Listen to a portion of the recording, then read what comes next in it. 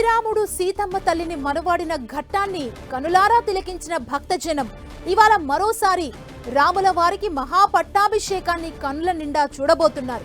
నిన్న సీతారాముల కళ్యాణం ఘనంగా నిర్వహించగా ఇవాళ రామయ్యకు మహాపట్టాభిషేకం ఘనంగా నిర్వహించనున్నారు. మహాపట్టాభిషేక మహోత్సవానికి తెలంగాణ రాష్ట్ర గవర్నర్ శివ్ ప్రతాప్ శుక్లా పాల్గొని స్వామివారికి పట్టు వస్త్రాలు సమర్పించనున్నారు. ఇక నిన్న భద్రాద్రిలో మిథిలా స్టేడియం వైకుంఠాన్ని తలపించగా ప్రత్యేకంగా అలంకరించిన శిల్పకళా శోభితమైన కళ్యాణ మండపంలో నిర్వహించిన రామయ్య కళ్యాణం చూసి భక్తులు భక్తి పారవస్యంతో ఆనందమయమయ్యారు. తమ ఆరాధ్య దైవమైన శ్రీరాముడు సీతమ్మ తల్లిని పెళ్లాడి దానికి సంబంధించి ఆ అద్భుత ఘట్టాన్ని చూసి ప్రతి ఒక్కరూ కూడా భక్తులు పులకించిపోయిన పరిస్థితి నిన్న కనబడింది. సీతమ్మ తల్లిని పెండ్లి కుమారుడు పెళ్లి కుమార్తెగా వారిద్దరిని రాముణ్ణి సీతమ్మ తల్లిని చూసి తరించారు భక్తజనం. స్వామివారి కళ్యాణాన్ని తిలకించడానికి ఉభయ తెలుగు రాష్ట్రాల నుండే కాకుండా పొరుగు రాష్ట్రాల నుండి వేలాది మంది భక్తులు భద్రాద్రికి తరలి వచ్చారు.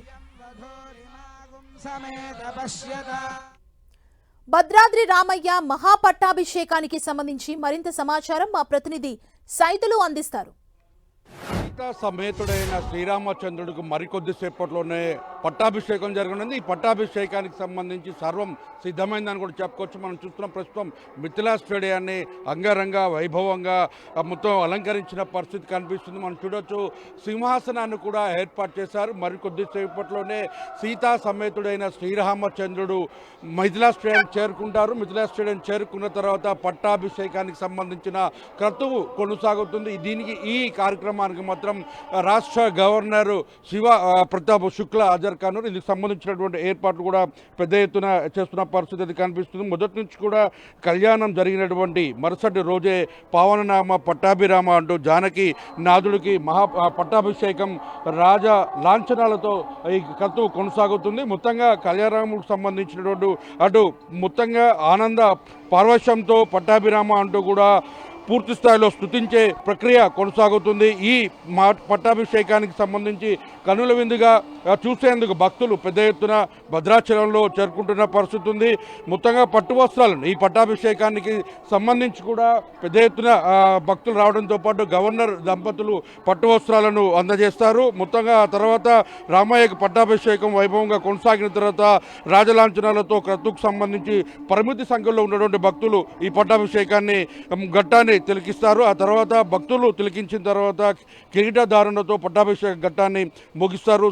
మొత్తంగా చూసుకున్నట్లయితే ఈ పూర్తి స్థాయిలో కూడా ఈ కార్యక్రమానికి సంబంధించి భారీ బందోబస్తులు కూడా ఏర్పాటు చేసిన పరిస్థితి కనిపిస్తుంది. భక్తులు పెద్ద ఎత్తున కూడా తరలి వస్తున్నటువంటి మనం చూస్తూ ఉన్నాం. పట్టాభిషేకానికి సంబంధించి మనం చూసుకోవచ్చు. కళ్యాణం నాడు జరిగేటువంటి శ్రీరామ పట్టాభిషేకం 12లకు మారు జరిగే పుష్కర పట్టాభిషేకం, 24సారి ఒక జరిగితే పుష్కర సామ్రాజ్య పట్టాభిషేకం, 60 ఏళ్ళకోసారి జరిగితే శ్రీరామ మహా సామ్రాజ్య పట్టాభిషేకం.